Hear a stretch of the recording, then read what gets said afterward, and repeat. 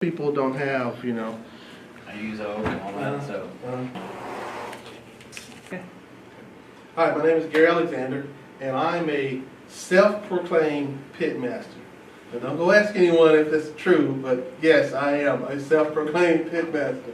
Now, barbecue is kind of like in my veins, I didn't really start off liking to do barbecue. It's just kind of something I kind of stumbled into, and I felt like, and I figured out that, wow, I really like doing this, and people kind of like it. So as long as they're liking it, I like doing it. So it kind of worked out. It's a win-win all the way around. So today what I want to talk to you about is how to make good ribs. Because there's a lot of bad ribs out there. There are a lot of bad ribs out there, but I want to show you the way I do it and let you taste some ribs at the end, because the final product, the proof is in the pudding, so to speak.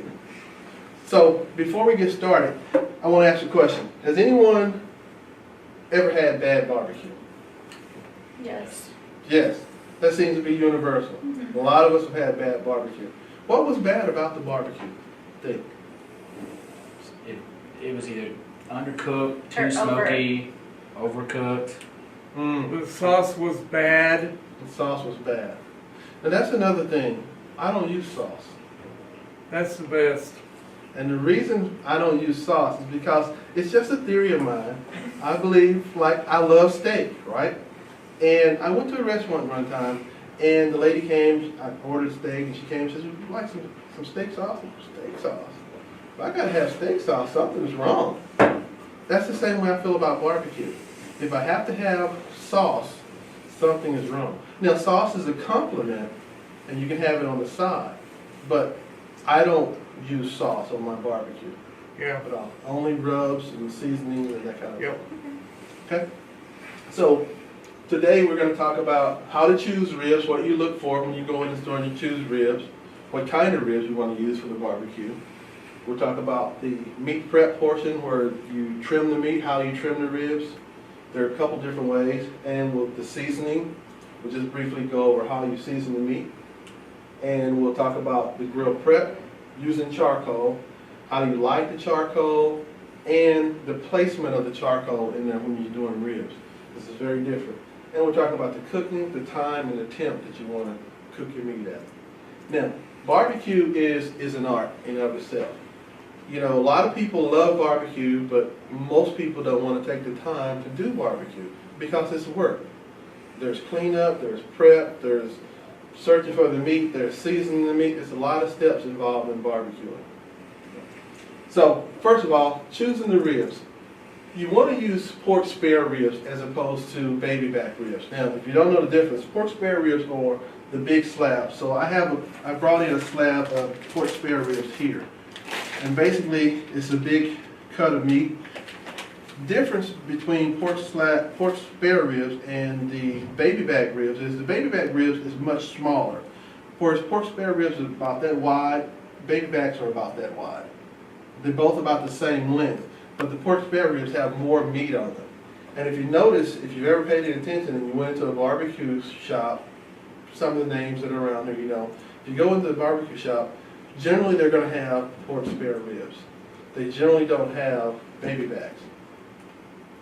I don't know why, but baby backs cook very fast. And most of the stuff when you cook in barbecue is low and slow. So you can cook some baby back ribs in about 2 hours. So I'm going to show you what we do and what you look for. You want to choose, the other reason that you want to choose pork spare ribs is because it's a media cut, a meatier. It has more meat on it.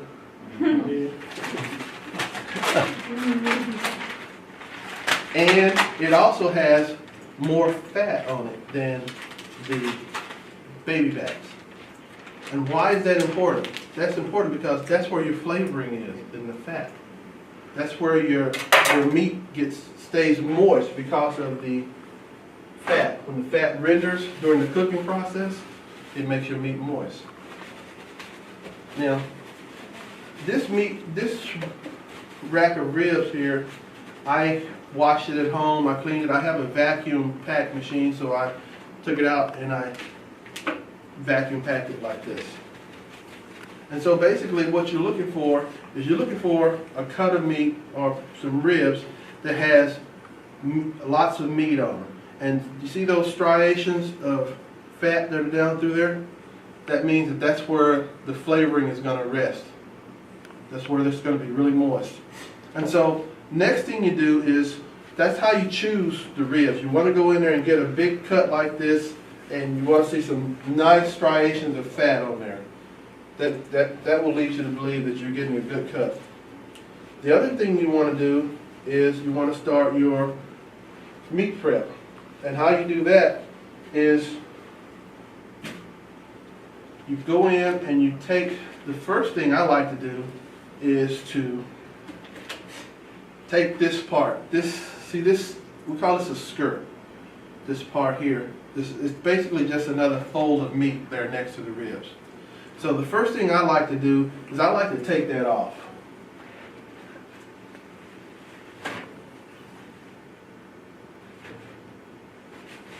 I like to take that off. And so you keep a sharp knife. This knife is very sharp.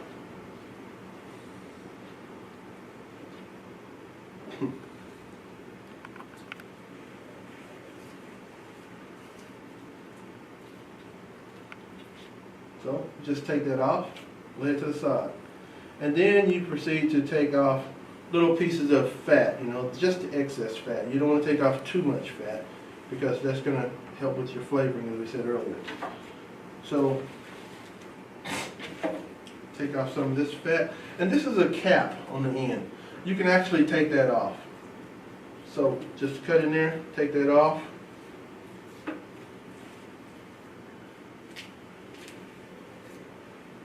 Do it kind of like a violinist, right? That's right. Take that off. All right? And that's fine. You can leave the rest of that on. The next thing I do is I turn it over. And you see this shiny portion here on the back? That's the membrane. That's what we're talking about here. You want to slide a knife edge up between the membrane and the bone and begin the removal of that process. Because this, sometimes when you go to the restaurants, generally they don't pull the membrane off. So sometimes you might get a little tougher cut. When you bite into it, it might be a little bit more chewy, but they don't generally. I mean, imagine how many ribs they do to spend the time to pull up every membrane off. So they just kind of go against that. So what you do is you just kind of slip the knife under this shiny membrane part here and get it started.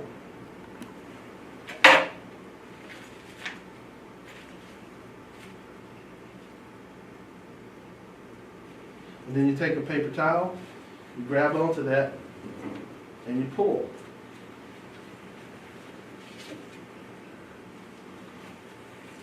So you can get it started.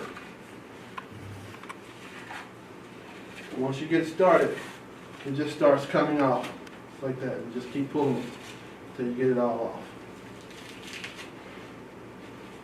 So you see, this is part of the work that goes in the barbecue that people don't really want to do because it's a lot of work. So you pull that off and you're done with that portion of it. So the next thing I do is I like to cut my ribs. A lot of people would cook it just like that. And that's okay. There's nothing wrong with cooking the rack of ribs just like that. The only problem is once you get it cooked, this part here, this strip or skirt here is going to be, if you've ever went in and gotten a rib and the rib is like this long, that's why. Generally the rib should be about that long once you cut it. So if you don't cut this off, it's going to be a long rib, which is okay if that's what you want. But I generally cut mine.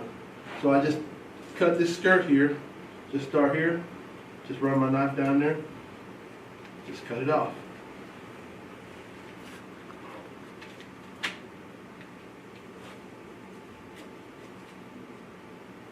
And one thing I started doing is I used to throw this away, but it's all good meat. Nothing wrong with it. So I started seasoning it, wrapping it in foil, put it on the grill, great sandwiches. Great sandwiches. So next, once you've done all of this, The next thing you do is you start the seasoning prep for your meat. And I have my seasoning. Here we go. Ready? And this is, I make my own rub. You can buy your seasonings and stuff in the stores, but I like to make my own. It's just my personal thing, you know. So when people eat it, it's, yeah, I did all that myself, you know. Like your secret, like Yeah, your yeah. secret ingredient? This is my secret ingredient. Okay. So and what I do is, I like to start out seasoning the meat bone side up. And it's just my theory. I haven't heard anybody say it's better one way or the other. But I like to do it this way because I just kind of lightly season the backside. This is the bone area. And just, you know, just so that the bones can have a little flavor also. And then I kind of massage it in because, you know, it's had a long day. It's kind of a little tired. And you never know. You know, it needs a little massaging, you know. TLC. Yeah.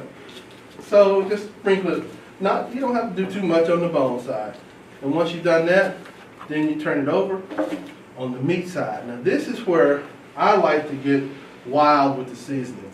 I like to, you see some people, you can watch some of the videos online, and they just season it just a little bit, you know, just sparingly. But me, I like to cover it up. Cover it up. Because the more, once it starts rendering, and I mean cooking down, once it starts cooking down on the grill, these juices are going to meld with the seasoning and the sugar and the salt and stuff that's in there, and it's going to start to change the flavor of the meat. And so the more you can put on there, the better the seasoning. You don't want to put too much, but you'll learn exactly how much is after you play around with it. Again, massage it into the meat. You know, it's a muscle. Muscles need to be massaged, right? Yep. So you massage it in there. And after you've done all of that, the next step that I do is I wrap the meat. And the way I wrap it is I take saran wrap or something like that, and I just wrap it completely a couple times, seal it up really good, put it in the refrigerator, and I let it sit for overnight, 24 hours generally. I want to do that because if you do that, it starts it's like marinating, okay? And so that way the flavors of the seasoning kind of get into the meat and start doing their thing. There's salt in here. Salt is very important to meat because it starts to break down the muscle tissue. That also helps to tenderize the meat also. So.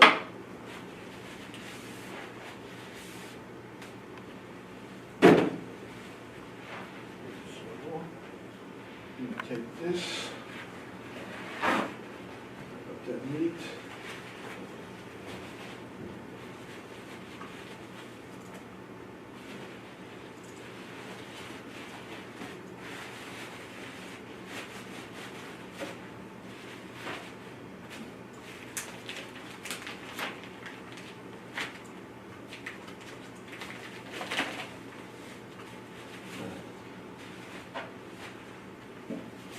Normally I would have taken that wrapping paper off, and then this is how I wrap the meat. Wrap it like that, close it up really good, really tight, get all the air out. I would wrap it again, and then I would put it in the refrigerator, bone side down. Okay. Now that I've done that, the next thing is to start prepping the grill. Okay. So, what I use charcoal. Charcoal is my favorite method of cooking the meat. So basically, you get charcoal, you buy yourself a chimney, or if you don't have a chimney, you can just make yourself a little teepee, like a little apex in the center of your grill, and you put your lighter fluid on it. Or if you're using a chimney, you put your charcoal bricks in the chimney, and you put newspaper underneath it, and you light it. I need to jump in front of you, sorry. My computer's literally about to die. Oh. We can cut that out. So you light the charcoals, and once you'll know they're ready when most of the charcoals are starting to glow a little bit red. Then it's ready to start cooking. So when you put it in there, we talked about the placement of the charcoal. It's like your cooktop at home. You have two different surfaces. You have one that's really hot, like a big burner, and a small burner, right? This is the same thing here. Big burner, small burner. The one, and you use it this is direct heat, so like things like steak or something that you want to get charred really quick. And this side here would be for things that you want to cook low and slow. It's called indirect heat cooking, so you don't want to cook over the fire. So you throw the meat in there, let it cook. I like to cook mine for about 5 hours. And the reason I do that is because I like for it to be really tender once it's done. So if you do it right, after 5 hours, you pull them out, let it rest for about 15 minutes, and it should be good to go. Any questions? Okay, so now to conclude this, we went over the prep, what we need to do for cooking charcoal, lighting, we talked about the temperature. So to conclude this presentation, I want to bring up some ribs that I cooked specifically for this group and let you taste it and see if the proof is actually in the pudding. Okay?